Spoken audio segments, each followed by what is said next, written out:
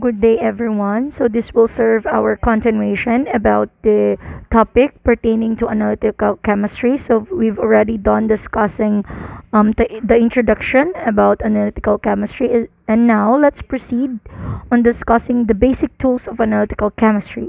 Of course, as we all know, analytical chemistry is pertaining to measurements, numbers, volume.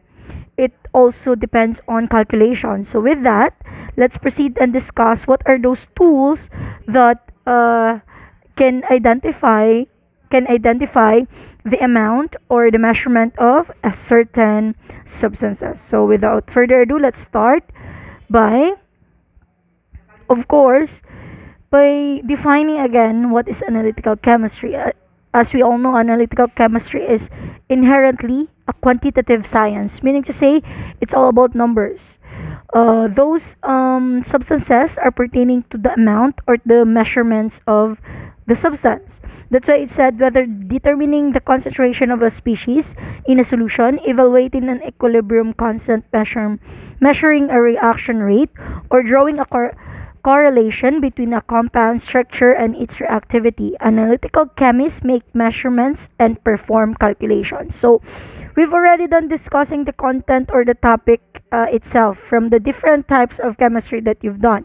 First chemistry that we've done already is general chemistry. With the chemistry, we've already know what is in the content or what is in the chemistry itself. What are those topics that is we focus about. We also know that chemistry is all about matter, and aside from that, it's all about the chemical reactions and separation of techniques. And we also calculate. We also start calculating by the balancing of each element or compounds. So with that, it is actually a continuation for the general chemistry on the calculation part.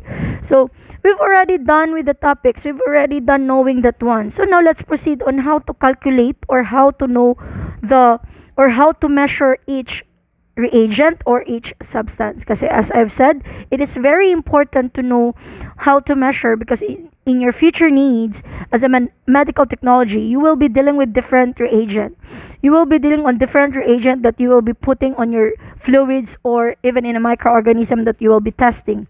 So with that, with the help of analytical chemistry, you can identify and you can know how to measure its reagent or chemicals. So as you can see, that's why it's I have here a list of numbers kasi in analytical chemistry, again, it is quantitative science pertaining to amount and pertaining to measurement. And of course, if there's an amount, if there's a number, there is also a measurement. And lastly, the most important, there is also a calculation. So always remember that one. So now let's move forward to the the other slide. So this slide will ask you. So imagine that you find the following instruction in the laboratory procedure. So what if you encounter such procedure like this? How can you imagine if you transfer a 1.5 of your sample to a 100 Erlenmeyer flask and dilute the volume? How do you do this? So how can you make this how can you make this question into act? Of course, you will be knowing first the background of analytical chemistry. Analytical chemistry will explain to you how can you do this certain task or how can you do this certain activity.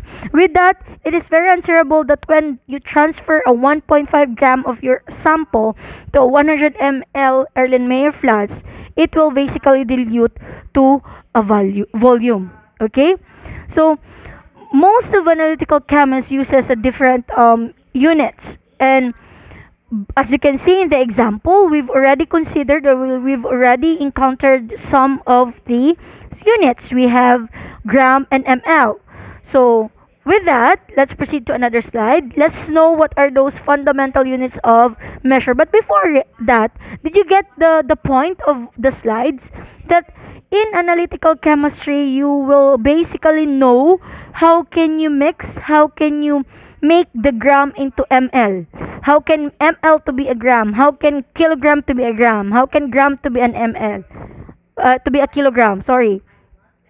So with that, we will be measuring the volume of the substance, and each substance has its own units. So that's why I've said analytical chemists do or know the different types of units, and I will be presenting to you or introducing to you what are those SI units to be exact, that is pertaining on the volume part. How can you convert the gram to kilogram? How can you convert the liter to millimeter? Yan, milliliter, sorry. ML, L to ML.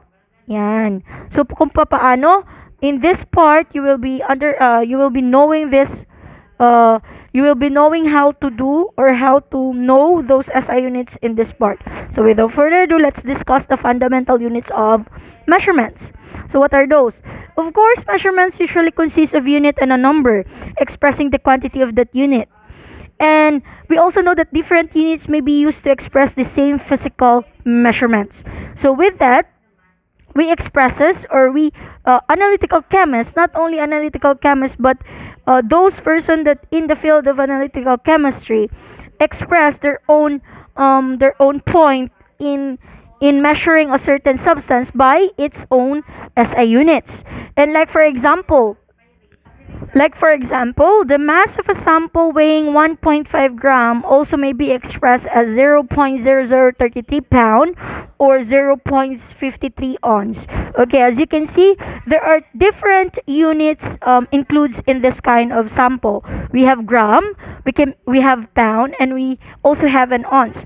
So it said that kilogram can also be expressed on pound and also can be expressed in ounce. So as I've said in analytical chemistry, those person that is in the field can express and use different types of SI units, and I will be introducing you that. Okay, so for consistency of that, to avoid confusion, again, scientists or analytical chemists to be exact, use a common set of fundamental units, and that fundamental units is called SI units. So when we say SI units, it is actually the abbreviation SI units will define as International System of Units. It is used in scientific method of expressing the magnitudes or quantities of important natural phenomena. That's why analytical chemists are those persons and scientists, of course, that involve in this kind of field, which analytical chemistry can express their own measurements or their own the amount of measurements by using internal system of units or SI units. Okay, and now this is the list actually of international system of units or SI units.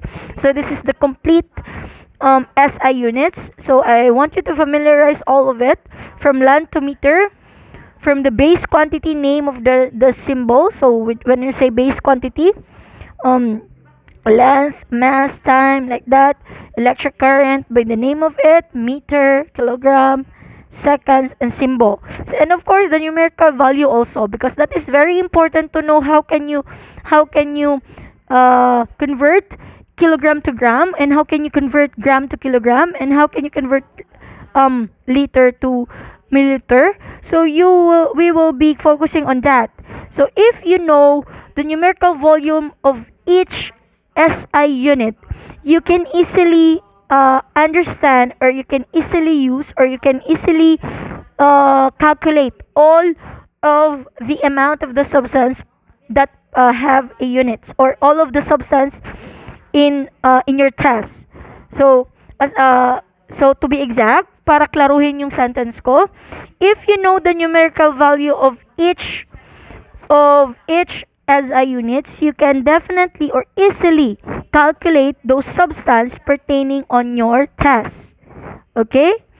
So it is very important in calculating an amount or in calculating a certain measurement of a substance. You have to know the international system of units or the SI units of those substances, of those amount. Kasi if you know that one and you know the numerical value, it is easy na lang to calculate. Okay? Let's proceed. So this is actually the conversion of units. So I'm not encouraging you to look of it in examination, but I want you to familiarize all of the conversion. How can you convert centimeter to millimeters? How can you convert meter to centimeters? How can you convert kilometer to meters? So in this area of slide, or this in this slide, I want you to familiarize this table, but I'm not encouraging you to use it in our examination. I want you to familiarize how, or the numerical value of each SI units for you to be easily calculate, even though not looking at the illustration or not looking at the table. You can identify already what are those numerical value of each what they call this SI unit. So I want you to familiarize the conversion of units. So this is constant. This is not can be changed. It's not can be changed. Cannot be changed. It is constant. So once you 1 centimeter, the value of it is 10 millimeters. So you have to familiarize this table. Okay, so if you have question clarification with regards to the numbers, you can eventually chat me directly or message me in the GC. Okay, let's proceed. So chemists frequently work with the measurements that are very large or very small. So a mole, for example, contains 602 septillion, 213 sectillion, 670 quintillion. So, and some numbers pertaining to analytical chemistry can be read on a very small amount. So, analytical techniques can detect as little as 0.00000000001 gram of compound. So, always remember that in calculating or reading a certain amount of measurement in a substance, analytical chemists, or not only analytical chemists, but all of the person that calculates or involved in a certain field, which is analytical chemistry, will start in the amount in the very very large or even in the very small. So for the very small or very large, we can obtain that one on the measurement, or we can use, of course, this is very I assume that you already know this one, because even in your high school or in your elementary days, this kind of technique already mentioned, already gave you an idea with this, and that explains the scientific notation. So scientific notation, as we all know, is contains pertaining to the particles, which is the mole. They can calculate the mole itself. For simplicity, we express this measurement using scientific notation. So from the very very large amount of a mole to the very very small amount of the mole, we can express it easily through or by the means of scientific notation. A shorthand method for expressing a very large or very small numbers, but indicating powers of 10. So that's why if we compare it to the sample, it is much more easily to express it on scientific notation. So can you observe with that? Can you even me, and also use scientific notation done writing it on like this, diba? It's very difficult to do this one because this kind of amount is on the septillion na siya. Okay, 8 numbers. Okay, 8 commas. So meaning to say it is involved, or it is include on septillion. So it read as 602 septillion, 213 sectillion, 670 quintillion. So it's very large amount. So in this case, we can use this on scientific notation by using a power of 10. Either it is on the right or left numbers. How can we indicate, or how can we know if the number is on the higher part or in the very large amount, or if the number is in the very small amount?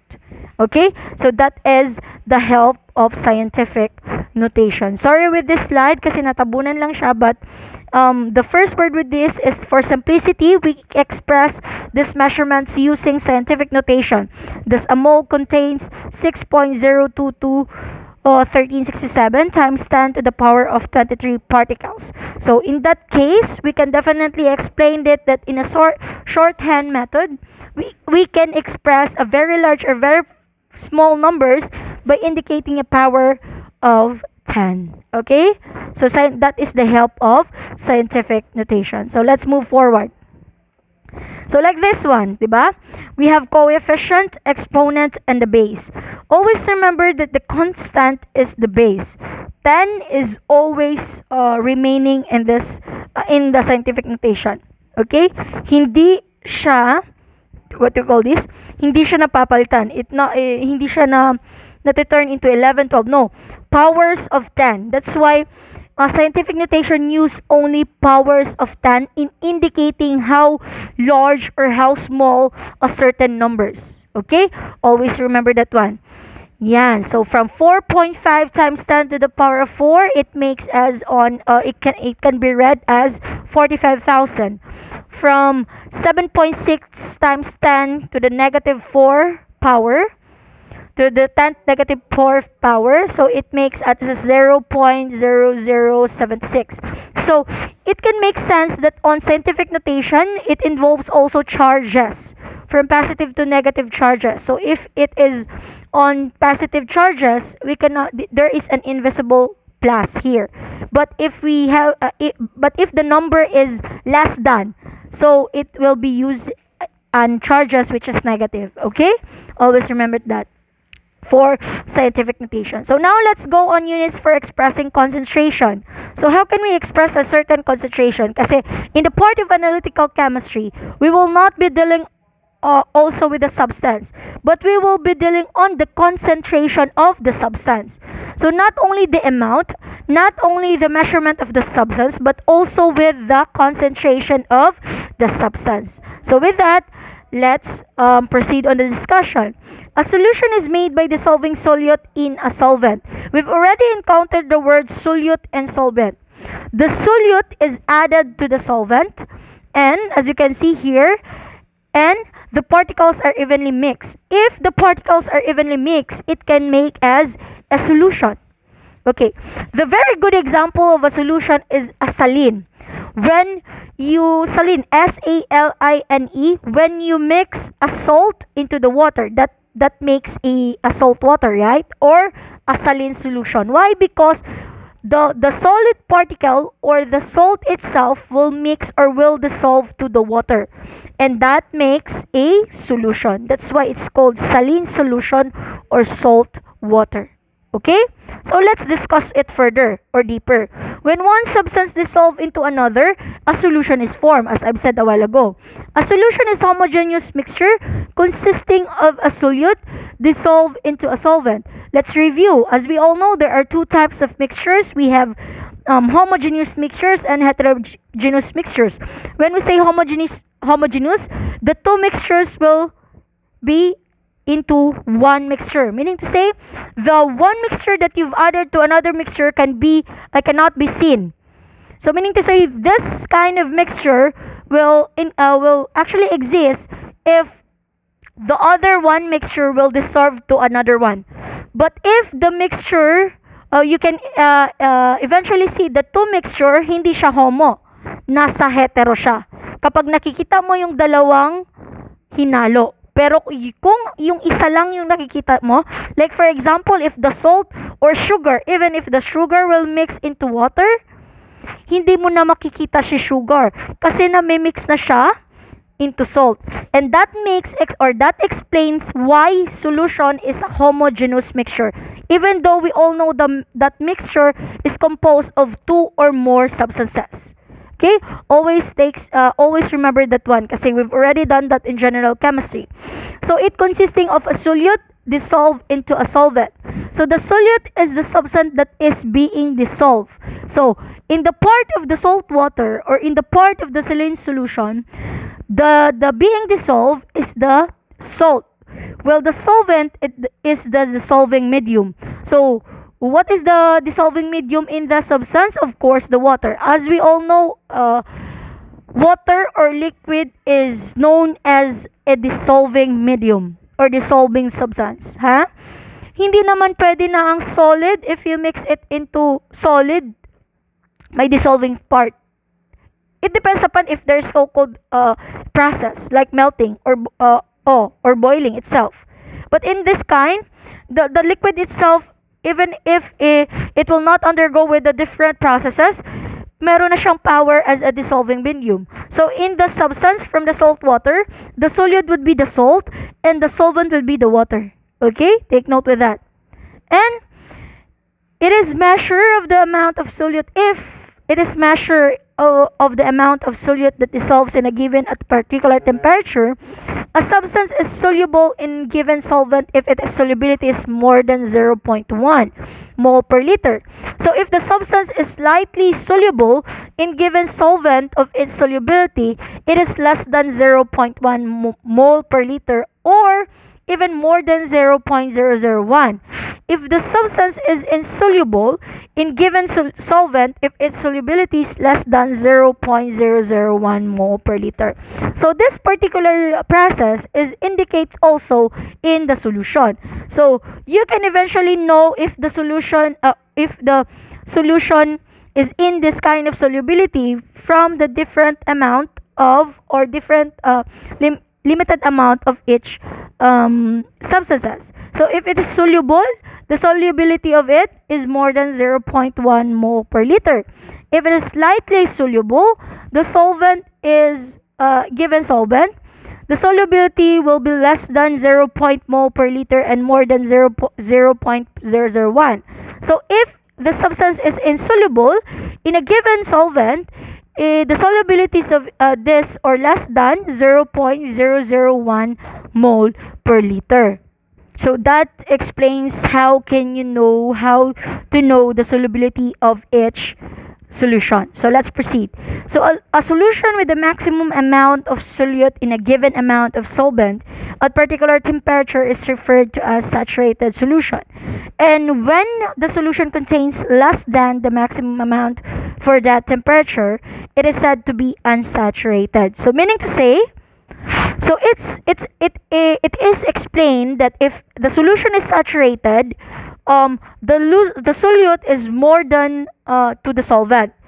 But if it is unsaturated solution, the solute is less than the solvent. Meaning to say, yung saturated, mas madami si solute kaysa sa solvent.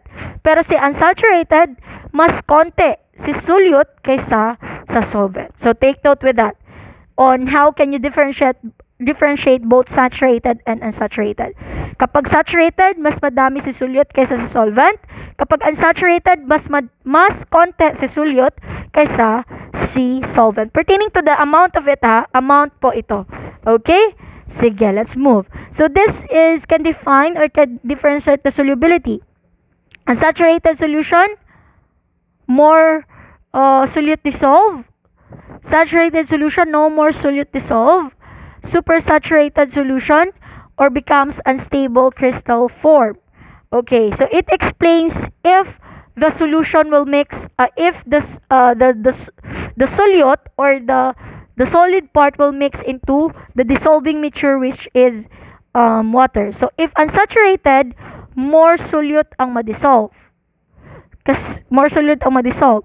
So while saturated solution, no more solute ang ma-dissolve, while supersaturated solution, unstable or the solid part will be into crystal form. So that is the differences between the solubility pertaining to if the solution is unsaturated, saturated, and supersaturated. Okay? Okay. That's why it explains that even if the unsaturated solution has a less solute, that explains that in the lesser it makes sense that it has a lesser solution or a solute, kasi mas madami yung na dissolve na solute sa unsaturated. That's why it explained that when it comes to unsaturated solution, lesser ang solute niya kasi mas madami ang mas madami ang nadi-dissolve.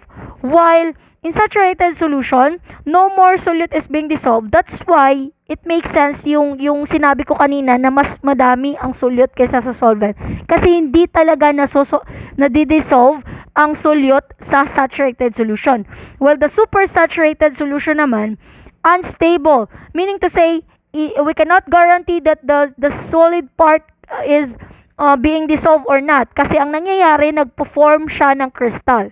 Okay, did you get the point? Anong kaiba ng tatlo? Do not be confused with regards to the definition that I gave kasi it makes sense. Kung bakit yung more solute dissolve in unsaturated, it makes sense that my praise na binigay sa inyo na lesser ang solute niya kasi maraming nade-dissolve. While in saturated solution, it makes sense na sinabi ko mas madami ang solute niya kaysa solvent kasi wala talagang nade-dissolve sa solution or sa solute ng saturated solution. But if we compare it to supersaturated solution, hindi natin masasabi that it is dissolved or not kasi nagfo-form yung solid part or the solute into crystal form. Okay? Did you get the point of this illustration? So if you have a confusion of this or if you have a question, you can leave that in our GC or you can PM me directly. Okay? Let's proceed. So now, since we've already know how what are those solubility and how can we identify the solubility and even the solution itself, we've already discussed that one, and the solubility of each solution, now we have to go on. We have to continue our discussion on the concentration. So it is generally measurement unit stating the amount of solute present in a known amount of solution per unit volume or unit mass of solution. So in this part, formulas are being exist or the formulas exist in this part. Concentration is equal the amount of solute over the amount of solution. It is constant, okay? Formulas are constant pertaining to concentration. So again, the formula for concentration would be concentration is equals to amount of solute or amount of solution. To discuss it further, let's proceed to the next slide. So this part is the illustration containing on the concentrated substances to a dilute substances. So as you can see, we can notice how the dark solution appears in the concentrated, while how light the solution appears in the dilute. Meaning to say that in the concentrated part, lots of solute in a small amount of solvent. There are a lot of solute in the concentrated, while in the dilute part, small amount of the solute in a large amount of solvent. So meaning to say, in the dilute part, liquid or the dissolving medium ang mas madami. While in the concentrated part, the solute or the solid part ang mas madami. Okay?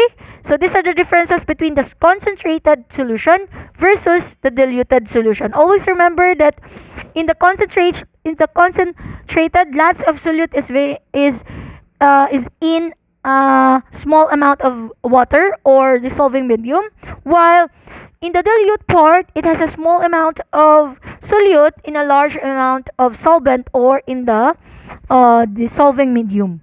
Okay? And with that, we can notice that in the we can notice that in the physical appearance of each substance, there is a dark part of solution appears in the concentrated, while in the dilute, it has a light or lesser light. Lesser light, di ba? Dark ang sa concentrated, while dilute, lesser lang. Hindi masyado dark ang nakikita. Light the solution appear. Lesser light how the solution appear. So that is the dilution. Nakikita nyo naman with the comparison between the illustration, right? Mas darker talaga si concentrated than dilute. Okay? Let's move forward.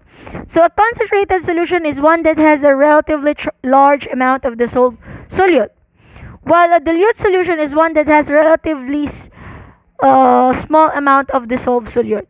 So meaning to say, in a concentrated solution, it has a large amount of dissolving solute, while in the dilute solution, it has a small amount. So that is the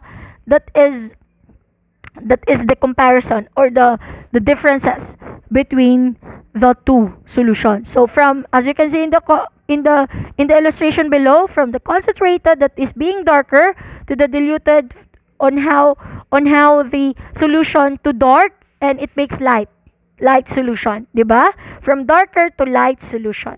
So from concentrated to diluted solution. Okay? Let's proceed. So question, how to calculate the concentration of a solution? So of course it can be achievable by our next lesson. So we will be tackling about how to calculate the concentration of a solution. So with that, I will give you an assignment. So this assignment, you can be written it on any type of or any kind of paper, or if you have laptops or cell phones that can be edited in the Word, you can type it, okay? You can pass it on my Gmail and you can pass it on Messenger individually. When I say individually, direct message, okay? Hindi sa GC. You can pass it through, or you can picture it if it's sa papel, or kung sa document siya, you can pass it on my Gmail or even in my Messenger. Pwede din naman magpasa ng document sa Messenger. So your assignment would be define the following terminology. So you will be defining all the terminology, ha? Check the name on the table. So what are those terminology? We have molarity, formality, normality, molality, weight, volume, weight to volume, parts per million, and parts per billion. Okay? You will be defining only the terminologies. I-define lang po ang different term dito. At ano-ano yon? Molarity, formality, normality, molality, weight, volume, weight to volume, parts per million, and parts per billion. Percentage to weight yan siya. Percentage of weight, percentage of volume, and percentage on weight to volume. So you'll be defining that one. So if you have question, clarification, you can leave your messages on my messenger. And of course, you can also raise it on our group chat. So thank you very much. So I hope you understand my discussion for this morning, for this session. And let's see each other on next Friday for the virtual of our first oral recitation, or I will be giving you a pen and paper quiz. So just be prepared. Then after that one, we will now tackling the lesson 3, or we will be now discussing the lesson 3 after the quiz or after the oral recitation. Okay? So it is pertaining on how to calculate a certain concentration of a solution. So thank you very much for today and have a nice day.